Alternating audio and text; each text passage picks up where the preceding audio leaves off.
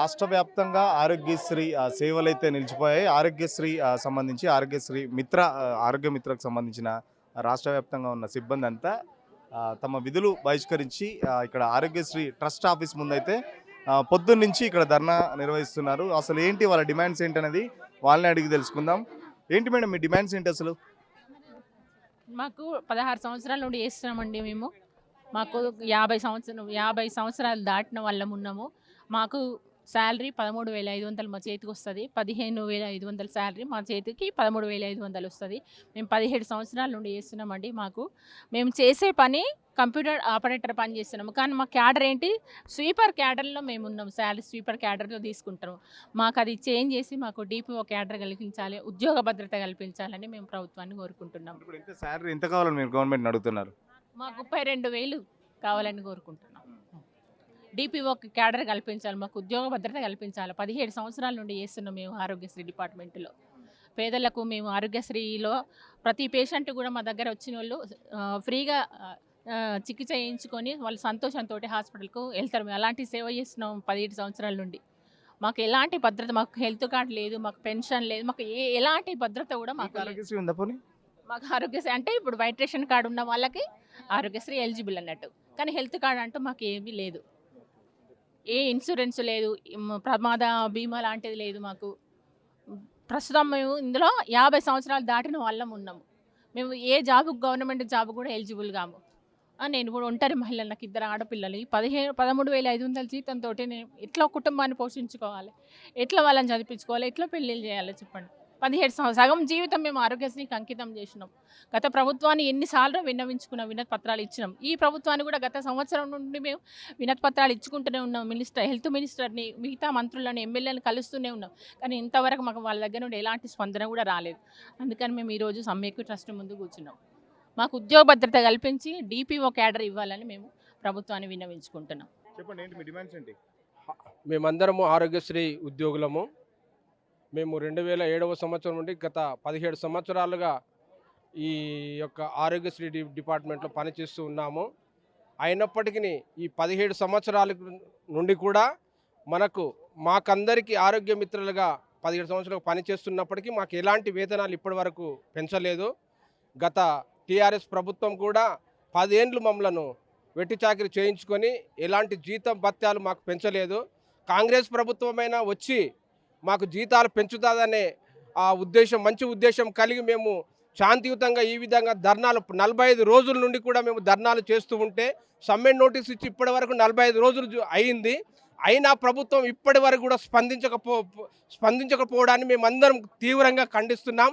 ఇప్పటికైనా ఈ యొక్క ధర్నాను చూసి అయినా ప్రభుత్వం స్పందించి మాకు సమాన పనికి సమాన వేతనం జీవో నంబర్ 60 ప్రకారంగా 22,500 రూపాయలు మాకు ఇవ్వాలి. అదేవిధంగా అన్స్కిల్డ్ లేబర్ జీతం మాకు ఇస్తున్నారు కాబట్టి ఆ క్యాడర్ను మాకు తీసివేసి డిపిఓ క్యాడర్ మాకు కల్పించి 35,000 వేతనము వచ్చే పిఆర్సీలో మాకు ఆ యొక్క 35,000 వేతనం ఇవ్వాలని మా యొక్క డిమాండ్లు. కాబట్టి ఆరోగ్య మిత్రులుగా మేమందరం కూడా ఈ ధర్నాను, ఈ యొక్క సమ్మెను చూసైనా సిఇఓ గారు కానివ్వండి, ఆరోగ్య శాఖ మంత్రులు దామోదరం రాజనరసింహ గారు కానివ్వండి, రేవంత్ రెడ్డి మన ముఖ్యమంత్రి గారు స్పందించి వెంటనే ఆరోగ్య మిత్రులకు న్యాయం చేయాలని ఆరోగ్య మిత్రులందరి తరఫున 33 జిల్లాల వాళ్ళం ఇక్కడ మేము ధర్నా చేస్తున్నాం. కాబట్టి మా సమస్యలు అందరు కూడా హెల్త్ మినిస్టర్ గారు, ముఖ్యమంత్రి గారు స్పందించి మా వేతనాలను వెంటనే పెంచాలి. మా క్యాడర్ డిపిఓ క్యాడర్గా మార్చి వెంటనే మాకు న్యాయం చేయాలని కోరుకుంటున్నాను. 2007లో మేము రిక్రూట్మెంట్ అయినాం. ఆరోగ్యశ్రీ ఉద్యోగుల డాక్టర్ వైఎస్ రాజశేఖర రెడ్డి గారు స్థాపించినటువంటి ఆరోగ్యశ్రీలో స్టార్ట్ అయినప్పుడు అప్పుడు మీ జీతం ఎంత ఉండే? 2,400 ఉండే. అప్పటి నుంచి ఇప్పటి వరకు కూడా గత ప్రభుత్వాలు కానీ ఈ ప్రభుత్వాలు కానీ మా సమస్యలను పట్టించుకున్న పాపాన పోలేదు. మేము కూడా సమ్మె నోటీస్ ఇచ్చి ఇప్పటికీ 42 రోజులు అవుతూ ఉన్నది. ఎలాంటి ట్రస్ట్ నుంచి కానీ అటు గవర్నమెంట్ నుంచి కానీ ఎలాంటి మాకు న్యాయం జరగకుండా చేస్తూ ఉన్నారు. మాకు ఇమ్మీడియట్లీ తక్షణమే గవర్నమెంట్ ఇమ్మీడియట్లీగా మాకు డిపిఓ క్యాడర్గా చేంజ్ చేసి సమాన పనికి జీవో నెంబర్ ప్రకారం సమాన పనికి సమాన వేతనం 35,000 రూపాయల జీతం ఇవ్వాలని చెప్పని డిమాండ్ చేస్తూ ఉన్నాం. నోటీస్ ఇచ్చినప్పుడు ప్రభుత్వం ఏం స్పందించలేదా? స్పందన లేదు. మాకు ట్రస్ట్ నుంచి కానీ గవర్నమెంట్ నుంచి కానీ ఎలాంటి స్పందన లేకుండా పోయింది. ఇప్పటికీ చర్చలకు ఈరోజు పిలుస్తామని చెప్పి అంటున్నారు. ఇప్పటికి 42 రోజుల కాంచి పిలవండి, ఈరోజు మేము ట్రస్ట్ ముట్టడి అని పెట్టగానే ఇప్పటికిప్పుడు మేము చర్చలకు రాండి పిలుస్తామని చెప్పని మాట్లాడుతూ ఉన్నారు.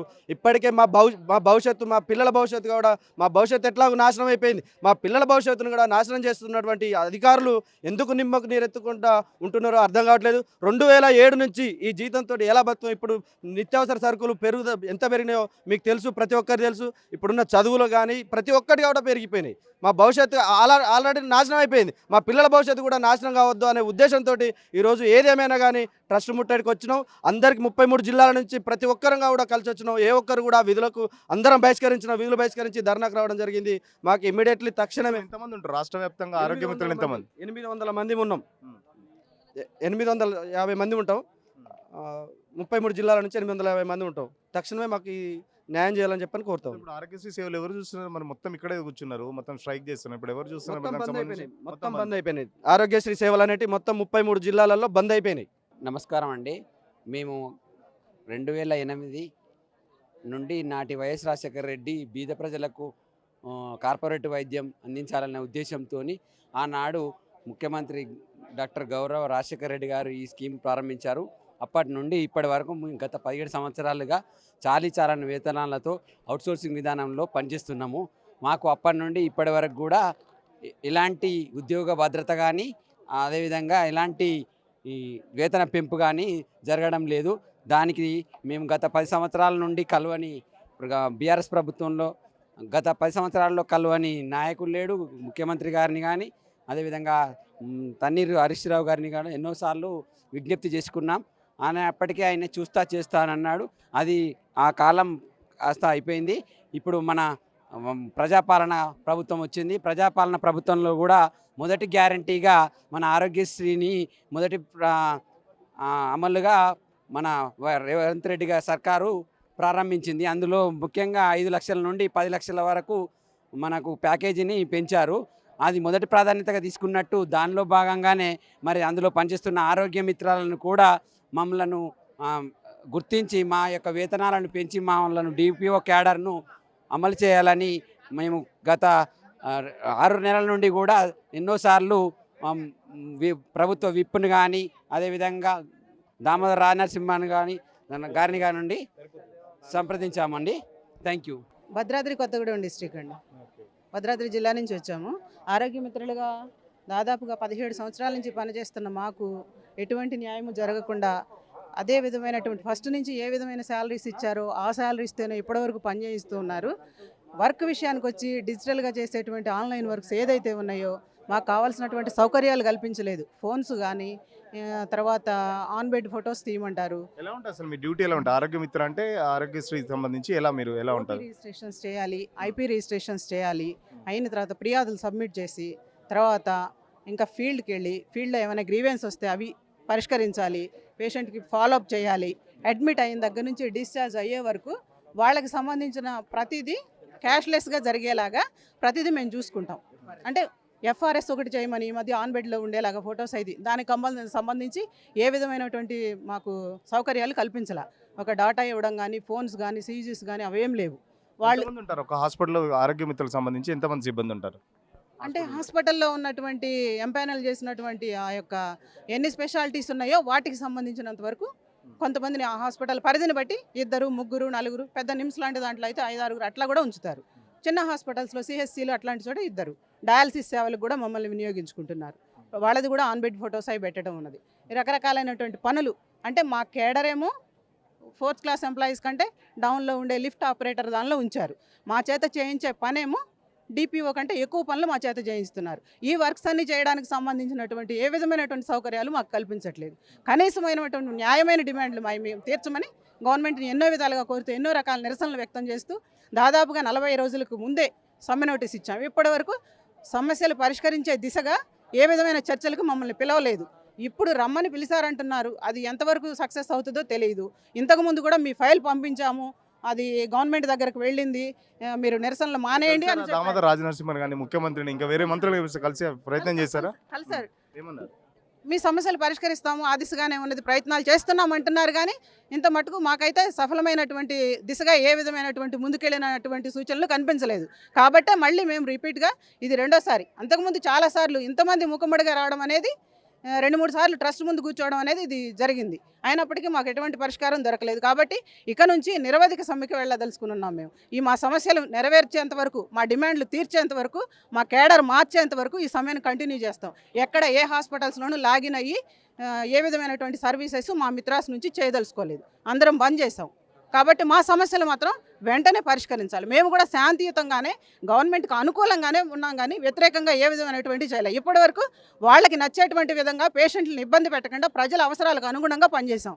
ఇంకొకటి, ఏ విధమైనటువంటి క్యాంపులు జరిగినా, తర్వాత ఐటీడీఏ నుంచి కానీ కరోనా టైంలో కానీ రకాలైనటువంటి సేవలు అన్నిటిల్లోనూ ఎక్కడ ఏ విధమైన పిహెచ్సిలో ఉంచారు. ఫస్ట్లో ప్రాథమికంగా ఆ పిహెచ్సిలో ఉన్న వాళ్ళు ఇప్పుడు దూరంగా, ఎంతో దూరంగా ఎక్కడైనా నెట్వర్క్ హాస్పిటల్స్కి కానీ టీఏడిఏలు ఏమీ లేవు, ఆయుష్మాన్ భారత్ సేవలకు వినియోగించుకుంటున్నారు.